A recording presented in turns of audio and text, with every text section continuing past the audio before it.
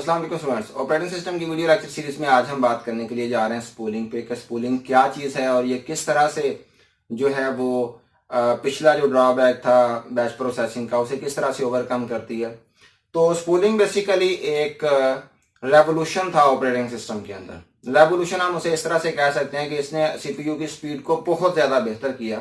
जो कि जो आजकल स्पीड है उतना बेहतर तो नहीं किया, लेकिन फिर भी अगर ये कहा जाए कि बैच प्रोसेसिंग और स्पूलिंग में बहुत ज़्यादा फर्क था, क्योंकि उसकी वजह क्या थी? वजह यह थी कि स्पूलिंग ने जो डायरेक्ट इंटरेक्शन था ना सीपीयू के और इनपुट आउटपुट डिवाइसेस के अंदर, जो हमने पहले डिस्कस किया पिछले लेक्चर में, कि सीपीयू का डायरेक्ट इंटरेक्शन था इनपुट डिवाइसेस के साथ और आउटपुट डिवाइसेस के साथ, स्पूलिंग ने इसको खत्म कर दिया। कैसे खत्म किया अभी देखते हैं।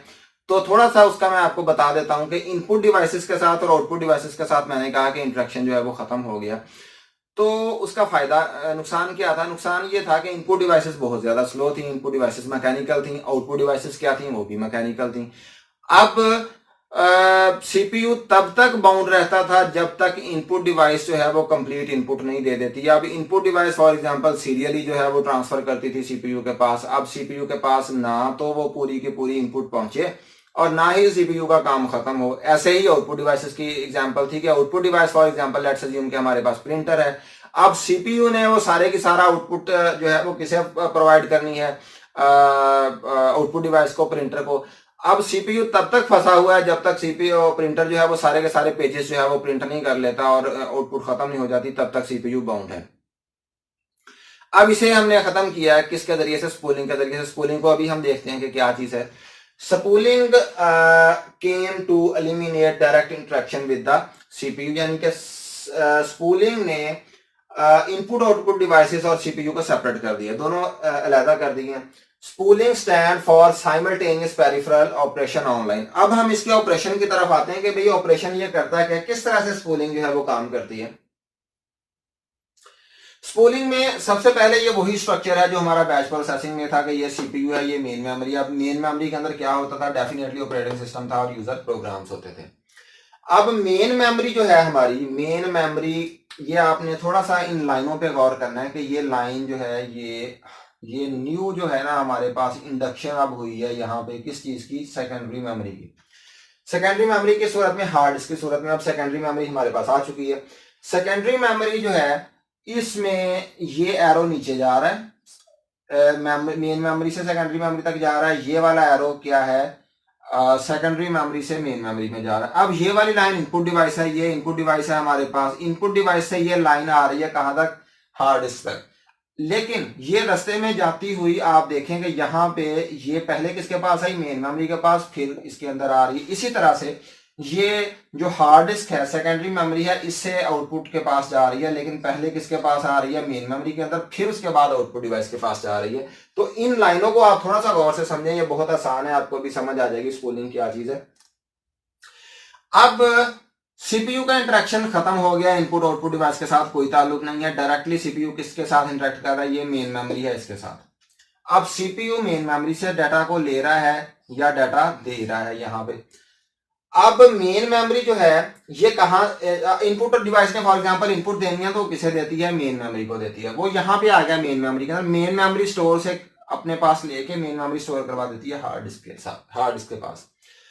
अब सीपीयू को चाहिए इनपुट चाहिए। सीपीयू ने इनपुट लेनी है तो किससे लेगा? मेन मेमोरी से लेगा। मेन मेमोरी के पास इनपुट आ चुकी है, मेन मेमोरी ने स्टोर करवा दी हुई है हार्ड डिस्क में। मेन मेमोरी फौरन हार्ड डिस्क में से डाटा को उठाएगी, इनपुट को उठाएगी और सीपीयू को दे देगी। अब सीपीयू को उस तरह से वेट नहीं करना पड़ेगा जैसे वो इनपुट डिवाइस का वेट करता था, कब तक वो सीरियली वो ट्रांसफर करे और उसका काम मुकम्मल हो। अब मेन मेमोरी जो है वो आपको पता है काफी फास्ट है। अच्छा, हार्ड डिस्क जो है सेकेंडरी मेमोरी, ये मैकेनिकल है तो स्लो, लेकिन इनपुट और आउटपुट की तरह से नहीं, वो सीपीयू को उतना वेट नहीं करना पड़ेगा। दरमियान में हो सकता है कोई जॉब्स जो है वो कंप्लीट हो चुकी हैं और सीपीयू उन पे काम, उन जॉब्स को उठा के यहाँ पे रख दिया जाए। तो इस तरह से मेन मेमोरी जो है वो डाटा उठा लेती थी, पहले रखती थी हार्ड डिस्क के अंदर, फिर जब सीपीयू रिक्वायर करता था तो यहां से उठा के फौरन सीपीयू को दे देती, और सीपीयू प्रोसेस करके फिर मेन मेमोरी को देता था और मेन मेमोरी स्टोर करवा देती उसके पास, हार्ड डिस्क के पास। अब इसके बाद नेक्स्ट क्या सिनेरियो बनता था कि अब आउटपुट डिवाइस है, फॉर एग्जांपल प्रिंटर है या जो भी है, वो रिक्वायर करता था कि भाई मुझे आउटपुट दो। तो मेन मेमोरी जो है वो कहां से लेती थी आउटपुट, उसने स्टोर करवाई हुई होती थी हार्ड डिस्क के ऊपर, हार्ड से उठाती थी डाटा को, आउटपुट को दे देती थी किसे, आउटपुट डिवाइस को। इससे हुआ क्या, इससे सीपीयू का डायरेक्ट जो लिंक था इसके साथ वो भी खत्म हो गया, और इसके साथ जो था डायरेक्ट लिंक वो भी क्या हो गया, खत्म हो गया। अब वो मेन मेमोरी का कंसर्न हो गया कि उसने हार्ड डिस्क में स्टोर करवाना है फिर वहां से उठाना है, सीपीयू जो था वो फारिग होता था। अब इससे उसकी परफॉर्मेंस पे बहुत ज्यादा फर्क पड़ा है कि वो डायरेक्टली कहां से, मेन मेमोरी से लेता था और प्रोग्राम को सॉल्व करके फिर उसे दे दिया, और उससे नया प्रोग्राम जो है वो, नया इनपुट जो है वो दे दी। अब इसे मैंने, इस सारे सिनेरियो को मैंने की पॉइंट्स की सूरत में यहाँ पे लिखा है कि no direct link between CPU and IO. इसे हम डिस्कस कर चुके हैं कि इसने दोनों को सेपरेट कर दिया है। Improve CPU performance, definitely CPU की परफॉर्मेंस जो है वो इंप्रूव हुई है क्योंकि डायरेक्ट लिंक जो है इनपुट और आउटपुट डिवाइसेस के साथ खत्म हुआ है।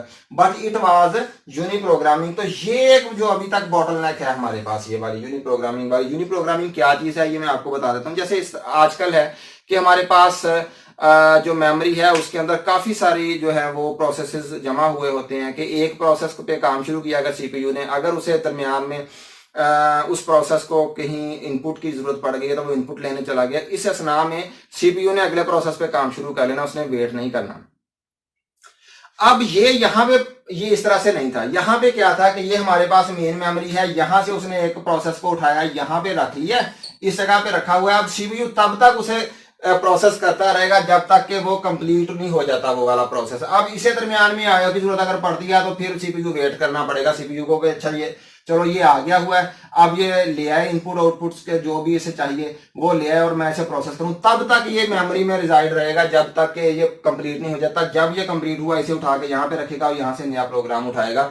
तो यूनि प्रोग्रामिंग इसे कहते हैं कि एक वक्त में एक ही प्रोग्राम जो था वो मेन मेमोरी के अंदर होता था और सीपीयू को उसी पे काम करना पड़ता था, चाहे ना चाहते हुए भी उसी पे काम करना पड़ता था, चाहे वो देर लगे या वो जल्दी हो जाए। तो ये यूनि प्रोग्रामिंग का कंसेप्ट। इसे ओवरकम कैसे किया मल्टी प्रोग्रामिंग में। मल्टी प्रोग्रामिंग की बात हम नेक्स्ट लेक्चर में इंशाल्लाह ताला करेंगे। तो आज के लेक्चर में इतना ही कि स्पूलिंग क्या होती है और ये किस तरह से काम करती है। नेक्स्ट लेक्चर में इंशाल्लाह ताला हम मल्टी प्रोग्रामिंग पे बात करेंगे। Thank you.